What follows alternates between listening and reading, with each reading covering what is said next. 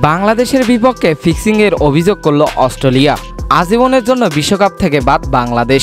হ্যাঁ দর্শক, বিস্তারিত জানতে ভিডিওটি না টেনে সম্পূর্ণ দেখতে থাকুন। সহজ সমীকরণে 116 রানের লক্ষ্য তাড়া করতে বাংলাদেশকে খেলতে হতো 12 ওভার 1 বল, যেখানে 73 বলে 116 রান দরকার ছিল। এবং এই সহজ সমীকরণে ব্যাট করতে নেমে প্রথমেই ভালো করলেও এক রশিদ খানের ঘূর্ণিতে ধস নামে বাংলাদেশ দলে। এমন সহজ সমীকরণে ব্যাট করতে নেমে কঠিন করে দেয় দলের ব্যাটাররা।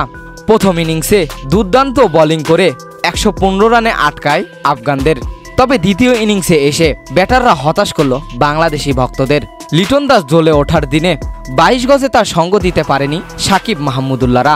লিটন দাসের মতো আরেকজন ব্যাটার খেলতে পারলে বাংলাদেশের জয় নিশ্চিত ছিল এবং সেমিফাইনাল খেলার স্বপ্ন পূরণ হতো বাংলাদেশের, যেখানে 12 ওভার 1 বলেই সেমিফাইনাল খেলতে জিততে হতো বাংলাদেশকে। সেখানে 19 ওভার শেষ করেও সবকয়টি উইকেট হারিয়ে সেই রান করতে পারেনি বাংলাদেশ। এমন ইজি ম্যাচ না জেতায় বাংলাদেশের বিপক্ষে আইসিসির কাছে ফিক্সিংয়ের অভিযোগ করল অস্ট্রেলিয়া।